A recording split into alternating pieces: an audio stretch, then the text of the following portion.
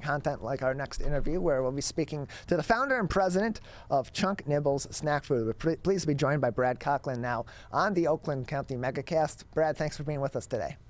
I appreciate you guys having me. Appreciate having you on. So for those that are not familiar, can you give us a little bit of a background about your business? How did it come about? How did you get involved? Absolutely. So Chunk Nibbles is a third-generation family recipe. My grandma was the one that came up with this delicious treat, and she had always made it around the holidays.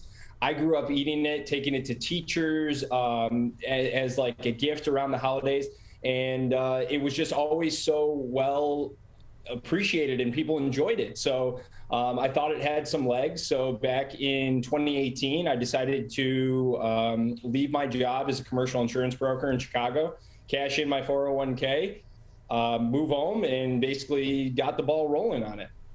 We're joined by Brad Cocklin. He is the founder and the president of Chunk Nibbles Snack Foods with us today on the Oakland County Megacast. So this recipe, you didn't come up with this. This is a family recipe that was created by your grandma, Cuddy. How many generations has this been passed through? Was it her original recipe, or was that something that was passed down to her as well?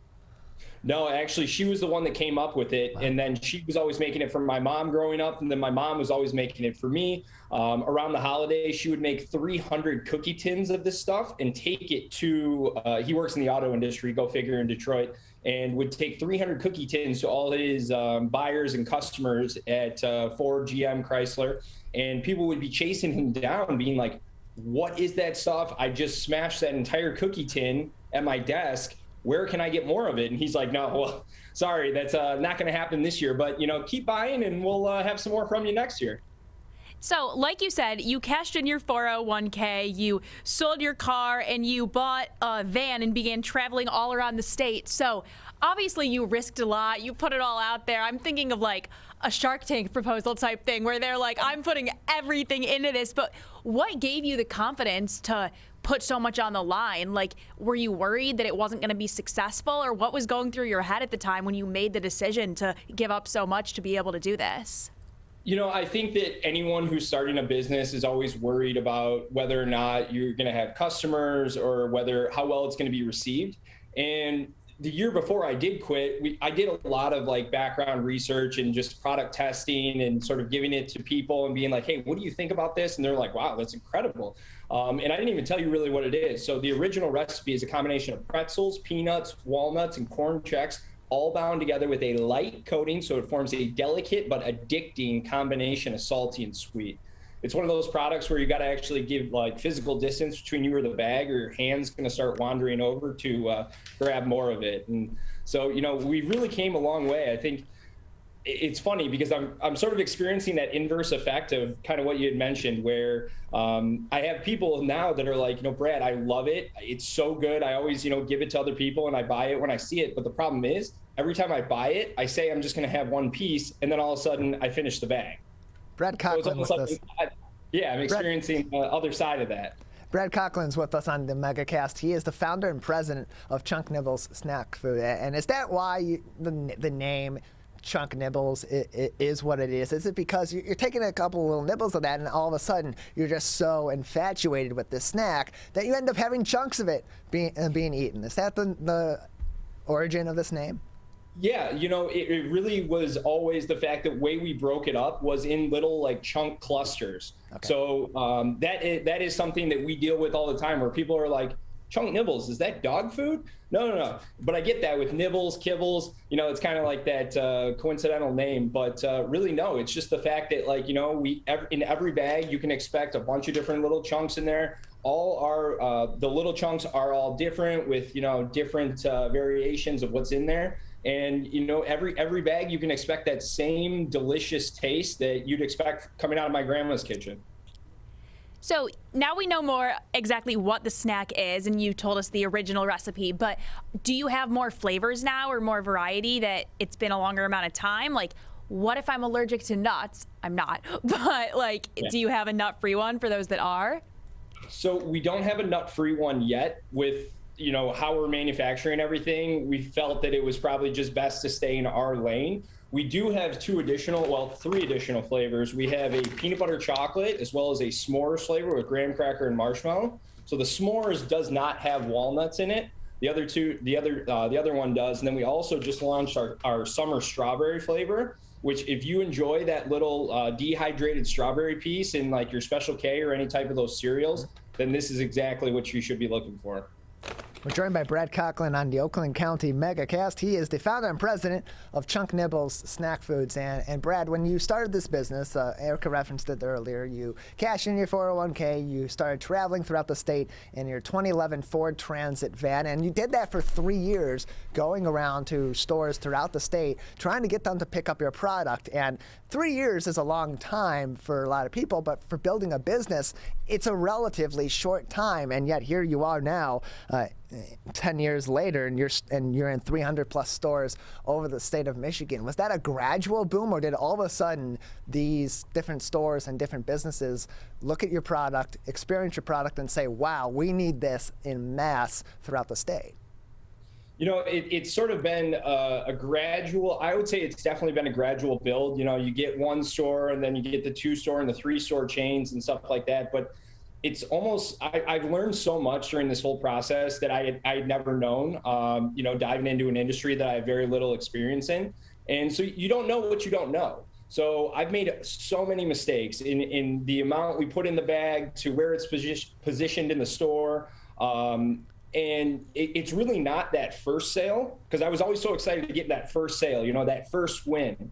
But it's really that second order, that third order, and it's a volume game more than anything else. So, you know, we've really came a long way from an incubator kitchen over in Southfield, where we got our start with, you know, my mom, my wife, sister, her boyfriend, and my dad, like making this late at night. And now we actually have a 4,000 square foot facility in Troy that we manufacture all the product in, and, you know, still have that handcrafted goodness that you would expect from anything else. But it's just been an incredible learning experience. And, you know, we've partnered with some great Michigan companies, everyone from any of the gourmet supermarkets. And it's just trying to get those, find the gatekeeper at some of these stores. And, you know, I think the tipping of where we really got going was when we landed Great Lakes Ace Hardware. So our products are featured in all 64 of their hardware store chains right at checkout.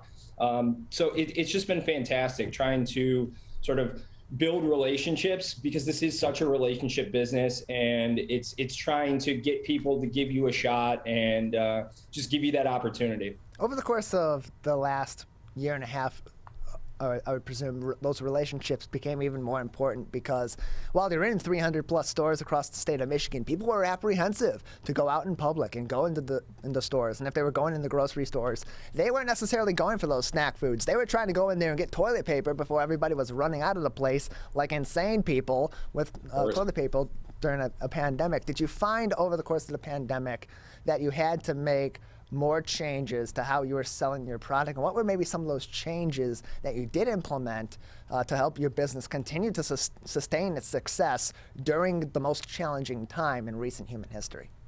Yeah, absolutely. I mean, the pandemic was incredibly hard on everybody, but our small business specifically, I think we had a prior distributor, and it wasn't, our product wasn't leaving the warehouse in the normal sense, because obviously they're focused on, you know, toilet paper, hand sanitizer, water, all these different little things. So we really had to pivot in the way we were doing business. And the way we did that was I basically put together a employee engagement opportunity and started calling around to, you know, local corporations in Michigan, and was able to try and network to the CEO or whoever I could get a hold of and pitch them on this idea. And what it was is we had our branded Thanks to Chunk card, which comes with a handwritten note in every box that we send out in any online sale. And I basically had a template that I wrote up and put their company branded logo on the bottom and said, hey, you know, your employees are all working from home. Obviously, everybody's stressed right now. Why don't we do something nice for them? If you give me the list of everyone's address, I will send each one of your employees a 3-pack of all our bags. And it's just basically a little note that says, hey, thanks for everything you're doing during these hard times. You know, keep pushing, and, you know, everything should eventually get back to normal. But this is just something a little sweet that we were thinking of you and hope you guys enjoy. And that really helped us get through the pandemic, because obviously traditionally we do online retail and then wholesale. And our online retail definitely picked up, like with what you said, people weren't going to the store as much, and, they were sitting at home more. So we did have a spike in, I think, the way that people's eating habits and, moving towards snacking. But at the same time, that was an integral part of us weathering the storm, and just trying to make it through. Well, that is so heartwarming. We're all sitting in the studio now, like big, bright-eyed, like that's so precious. And, we have here, it's a snack that not only tastes good, but feels good. And that definitely just goes along with what you're saying. But also transitioning a little bit, you talked about during the pandemic, seeing a change in people's eating habits, a lot more snacking. But with that, I have to ask, as great as these taste, can we talk a little bit about the nutrition facts? Absolutely. So, we don't try to hide and like be something we're not. We know that we're a snack. We're indulgent. And although you would find in our products, we have lower sugar and lower fat content than any type of like really traditional chocolate or candy or anything like that. But you still do get a fair amount of protein from the amount of nuts that we put in there. It is low sodium. And, we try to allow a little bit of portion control at the top of our bags. There is a zipper. Whether people try to use it or not is a whole nother story. But we definitely try to just be that indulgent snack if people are willing. Even the healthiest people obviously have a cheat day once in a while. And we just want to be that cheat day. So how do the chocolate peanut butter and the s'mores compare nutrition-wise to the original flavor? So there is a little bit more sugar that's in the s'mores, given the fact that there's marshmallows and stuff in there. But really, I mean, you're talking about 150 to 160 calories per ounce. So it's really not, it's not anything that's going to throw you way off track if you're, being mindful and counting your calories and everything like that. We also have smaller snack packs, which are 2-ounce portions, which is just enough to, we say it's just enough to leave you wanting more, but it's, it gives you that satisfaction of what you're looking for and doesn't allow you to go overboard as to maybe like having multiple bags. We're joined by Brad Cocklin, the founder and president of Chunk Nibbles Snack Foods on the Oakland County MegaCast. And Brad, just another few minutes with you before we'll say goodbye today. And earlier on, you had referenced that with the name of your company, with the name of your product, a lot of people think that this is dog snacks, not a human treat and a human snack. But while it's not that, your product does in some way provide an impact not only to the customers themselves from the tasty treat, but also to dogs as well. Would you like to talk a little bit about some of the additional benefits that your product and the sales of these snacks have for dogs in our local area? No, absolutely. So both my grandfathers, the one that's still alive, they're both Air Force veterans. So we wanted to have some sort of charitable affiliation with our brand. Selfishly, we also love dogs in our family. So, trying to like pick one or the other. We didn't have to, because I was able to get in touch with a charity called Blue Star Service Dogs, which is based out of Pinckney.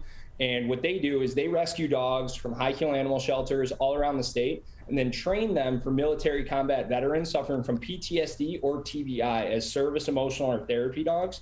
And with every purchase of our product, we donate a percentage to them to help fund their mission. And the people there are just so incredible. And, I was very fortunate in the fact that my grandparents were able to come with me to present them the check.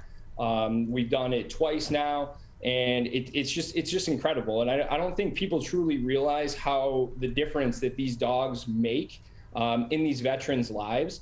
And I think it's important, and people need to be aware of what these people go through, what these heroes go through in order to protect the freedoms that we have today. And that they come back and they still battle these invisible wounds. And so if we can do something to help alleviate that through my grandma's recipe, I think it's a win-win. Yeah, certainly. And for those that may not be entirely familiar about what some of those impacts of having these trained dogs that become service animals for these veterans when they come back, what is that impact that the relationship with these dogs that this organization provides to these veterans, what impact does it have on those veterans who are coming back from a tough situation into a different tough situation domestically here? Absolutely. I think it's small things like that, you or I probably take for granted, like going to the grocery store, having somebody walk up behind us in line, loud noises, thunder, like any sort of things that maybe we just, go about our day and are like, oh, that was just a car that screeched behind us. There's certain things that these veterans have trouble coping with, and, rightfully understandable. So these dogs are just so integral in allowing these people to get back into their normal way of life, or at least try to. And I think that it's just an incredible thing to see how much these dogs mean to these veterans. It's incredibly moving, especially if you follow them on social media. It's almost indescribable. It really is. We're joined by Brad Cocklin on the MegaCast. He is the founder and president of Chunk Nibbles Snack Foods with us on the show today. And Brad, just another couple minutes with you before we'll say goodbye. For anyone that has more questions, how can I get in contact with Chunk Nibbles, learn more about the company, and maybe buy some products as well if they can't find it in their local store?